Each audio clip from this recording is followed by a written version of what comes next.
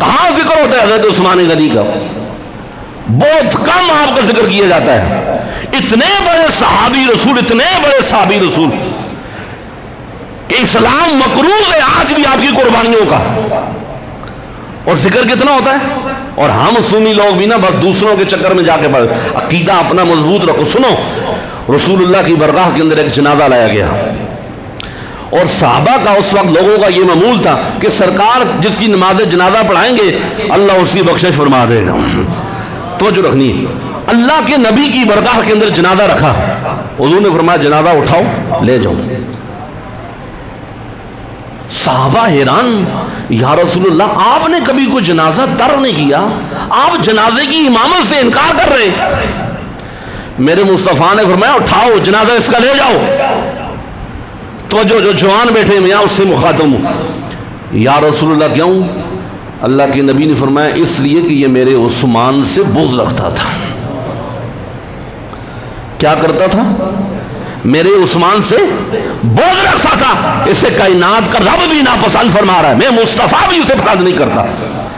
اور بھائی جو عثمان سے بغض رکھے گویا وہ خدا سے بھی بغض رکھ رہا ہے، میرے مصطفیٰ سے بھی بغض رکھ رہا ہے. آپ کیا سمجھتے ہیں حضرت عثمان غنی کوئی عام شخصیت ہے؟ وہ شرم و حیا کا پیکر. تو جو رکھنی ہے احباب ذی وقار. ایک وقت آیا حضرت عثمان غنی رضی اللہ تعالیٰ عنہ، آپ دیکھیں اللہ نے آپ کو کتنا مقام اور کتنا مرتبہ عطا فرمایا تھا.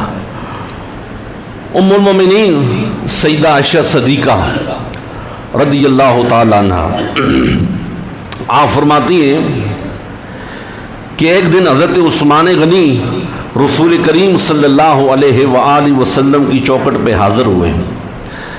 بڑی قابل غور بات ہے، کتنے آپ شرم و حیا والے تھے. کاش امت کو اس بات کا احساس ہو جائے جو آج ہمارے اندر سے شرم و حیا ختم ہو گئی.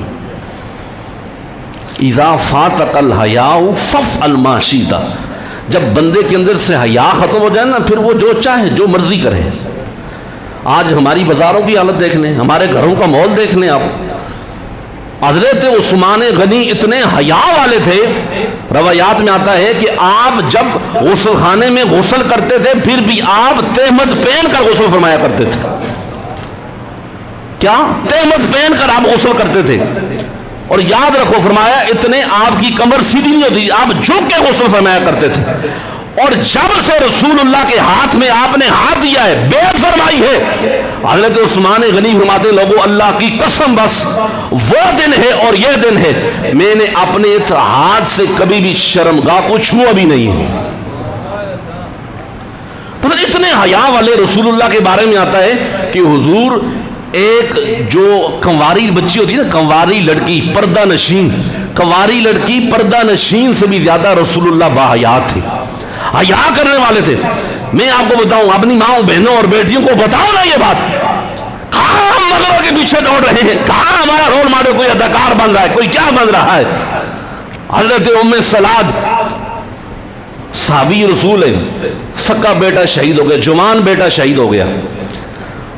رسول اللہ کی چوکھٹ پہ آئیں ان کی شہادت کے بارے میں معلومات حاصل کرنے کے لیے. نقاب کیا ہوا ہے. کیا کیا ہوا ہے؟ نقاب کیا ہوا ہے. حضور سے پوچھیں یا رسول اللہ میرا بیٹا کدھر ہے، شہید ہوا ہے.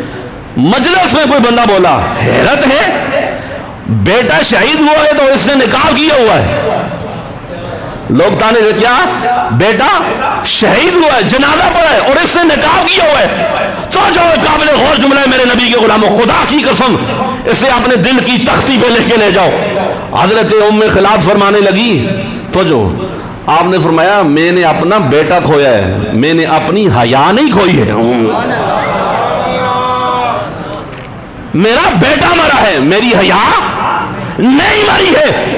آج آپ ہم حضرت میرے مصطفیٰ نے فرمایا میری امت میں سب سے زیادہ حیا والا میرا عثمان ہے. اب جو حیا والا ہوگا وہ عثمان کا حیا کرے گا، جو بے حیا ہوگا اسے عثمان کا حیا. میں آپ کو بتاؤں کتنے حیا والے تھے رسول اللہ، کتنی حیا فرماتے تھے. اور اللہ کے نبی جس ہستی سے حیا فرمائے، آج 1400 سال کے بعد اٹھ کے کوئی بدبخت کوئی لائن حضرت عثمان کے بارے میں زبان کھولے ہم کبھی یہ چیز برداشت بہت سارے برداشت نہیں کریں گے. یاد رکھو میرے نبی کے غلاموں, وہ کوئی عام ہستی نہیں ہے. میں ایک آپ سے بات پوچھتا ہوں, حاجی صاحب بیٹھے, بزرگ بیٹھے, سوال ہے میرا آپ سے. ہم جب کسی کو بیٹی کا رشتہ دیتے ہیں, سب بیٹیوں والے بیٹھے ہیں, اللہ سب کی عزتوں کی حفاظت فرمائے, جاگنا ہے. ہم کتنی چیزیں دیکھتے ہیں لڑکے والے میں, اچھا ہو, با کردار ہو, با اخلاق ہو. ایسا ہی نہیں ہے, بولو سارے اچھے خاندان کو چیک کرتے نہیں کرتے؟ آپ ویسے بیٹی کا رشتہ دے دیں, چیک کرتے نہیں کرتے؟ اللہ اکبر. اس چیز کو مد نظر رکھو. میں اور آپ جب کسی کو بیٹی کا رشتہ دیں, ہم کتنی چیزیں دیکھتے ہیں. اور عثمان کو سمجھو, عثمان کے کردار کو. وہ عثمان کتنا حیا والا ہے, کتنا مقام والا ہے. جیسے بیٹی کا رشتہ کوئی دنیا دار نہیں دے رہا, مدینے کا تاجدار دے رہا ہے. سبحان اللہ. کون دے رہا ہے؟ مدینے کا تاجدار دے رہا ہے. حضرت عثمان غنی کا جب نکاح ہوا, سرکار کی پہلی شہزادی حضرت سیدہ رقیہ, سارے بولے رضی اللہ تعالیٰ عنہ, نکاح ہو گیا. حضرت سیدنا عثمان ذوالنورین اور حضرت سیدہ رقیہ کا جوڑا اتنا کمال کا تھا, مکہ المکرمہ کے اندر, مدینہ شریف کے اندر یہ مشہور تھا, اگر کسی نے سب سے بہترین شادی کا جوڑا دیکھنا ہے نا, وہ حضرت عثمان اور حضرت رقیہ کے جوڑے کو دیکھ لے. کتنا پیارا جوڑا. اچھا توجہ رکھنی ہے, جب حضرت سیدہ رقیہ کا وصال ہوا, میدان بدر میں جب حضور بدر کے لیے جا رہے تھے, تو حضرت سیدہ رقیہ بیمار تھی. حضرت عثمان نے اجازت مانگی, یا رسول اللہ میں بھی بدر کے میدان میں جانا چاہتا ہوں. میرے مصطفیٰ نے فرمایا, عثمان تم یہیں ٹھہرو, میری بیٹی کا خیال رکھو, یہ بیمار ہے, ہم جا رہے ہیں. بدر میں جب حضور پہنچے, میدان بدر کی جنگ ہوئی, واپس آئے, سرکار نے مال غنیمت تقسیم کیا. میرے مصطفیٰ نے یہ نہیں فرمایا عثمان بدر میں نہیں گیا لہذا اسے مال غنیمت نہیں ملے گا, یہ رسول اللہ کا اختیار تھا. میرے مصطفیٰ نے فرمایا عثمان کیونکہ میری بیٹی کا خیال رکھ رہا تھا, اس لیے جتنا ثواب اللہ میدان بدر میں لڑنے والوں کو عطا فرمائے گا, اتنا عثمان, اتنا ثواب اللہ جناب عثمان غنی کو بھی عطا فرمائے گا. حضور نے میں فرمایا جتنا مال غنیمت کا حصہ باقی صحابہ کو ملے گا میدان بدر میں جنگ لڑنے والوں کو, فرمایا اتنا ہی حصہ جناب حضرت عثمان غنی کو بھی عطا فرمایا جائے گا.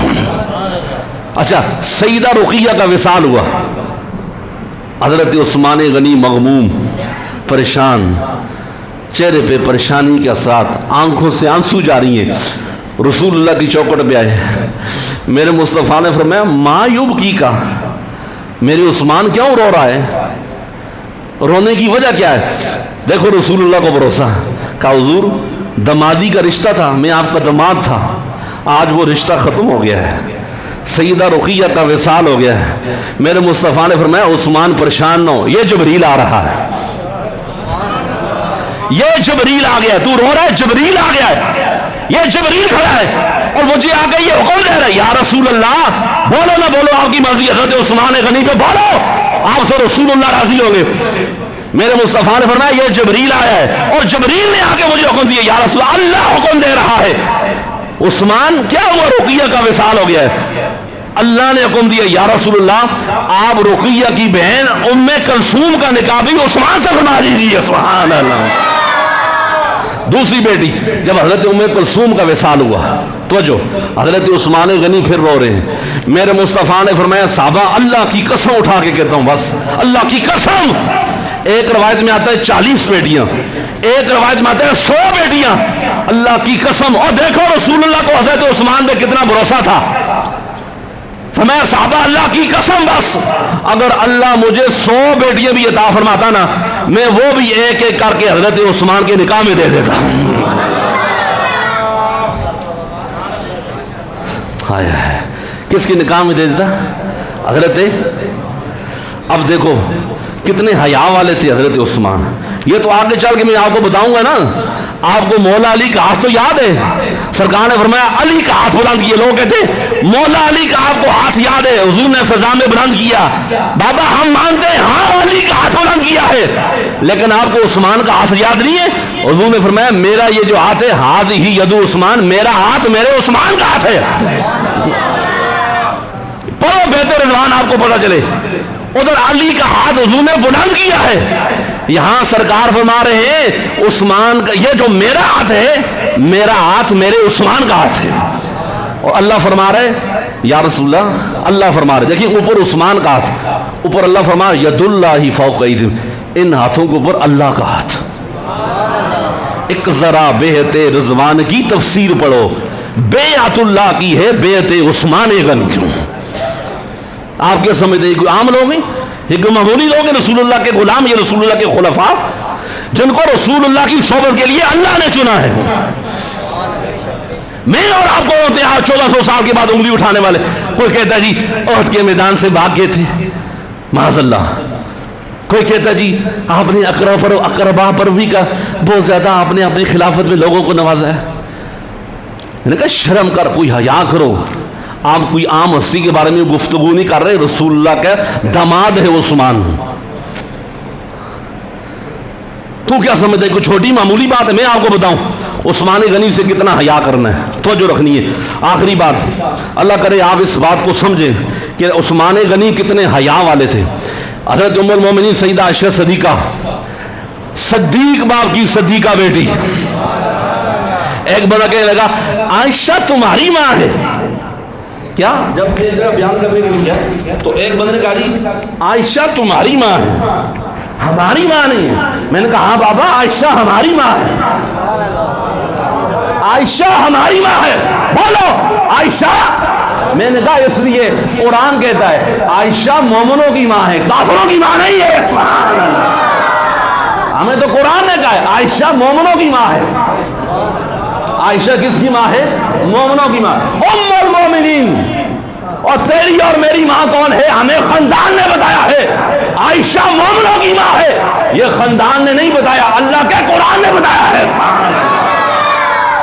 سمجھو امہات المومنین کی شان کو۔ توجہ، حضرت ام المومنین سیدہ عائشہ صدیقہ فرماتی ہیں حضور اپنے حجرے میں تشریف فرما ہے، سرکار کی توجہ نگاہ اٹھائیں میرے طرف دیکھیں، حضور کی پنڈلی سے کپڑا ہٹا ہوا ہے، پنڈلی مبارک تھوڑی سی ننگی ہے۔ صدیق اکبر آئے، سرکار نے فرمایا آنے دو، بیٹھے گفتگو کی چلے گئے۔ فاروق اعظم آئے، حضور نے فرمایا آنے دو، بیٹھے گفتگو کی چلی گئے۔ حضرت عثمان غنی آئے، سرکار نے فرمایا روک لو، کیا کرو؟ روک لو۔ حضور نے کپڑا سمیٹا، پنڈلی کو سمیٹا، فرمایا اب آنے دو، بیٹھے گفتگو کی چلے۔ ام المومنین سیدہ عائشہ صدیقہ، یا رسول اللہ ابو بکر آئے کوئی اہتمام نہیں، عمر آئے کوئی اہتمام نہیں، جو ہی عثمان آئے آپ نے روک لیا، بڑا اہتمام کیا، کپڑا سمیٹا، پنڈلی والا کپڑا جو ننگا تھا اس کو آپ نے سمیٹا۔ کیا وجہ ہے بھائی؟ وجہ کیا ہے؟ سوال تھا۔ میرے مصطفیٰ نے فرمایا عائشہ الا استخشی من رجل تستخشی منہ الملائکہ، بولو نا بولو، آپ کی مرضی ہے۔ عائشہ میں اس بندے سے حیا کیوں نہ کروں جس سے آسمان کے فرشتے بھی حیا کرتے ہیں؟ کون حیا کرتے ہیں؟ ایک جملہ جاتے جاتے لے جاؤ، فرشتے پاک ہوتے ہیں، فرشتے نوری مخلوق ہیں۔ اس کا مطلب یہ ہے عثمان غنی کا حیا کرنا پلیدوں کا کام ہی نہیں بلکہ پاکوں کا کام ہوا کرتا ہے۔ انشاءاللہ آگے چل کے آگے، ابھی تو میں نے 2-3 چیزیں بیان کی ہیں، آپ کو پتہ چلے گا سیرت عثمان کیا ہے۔ حضرت عثمان غنی کا خبردار کسی صحابی کے بارے میں کبھی ہلکا جملہ ہے۔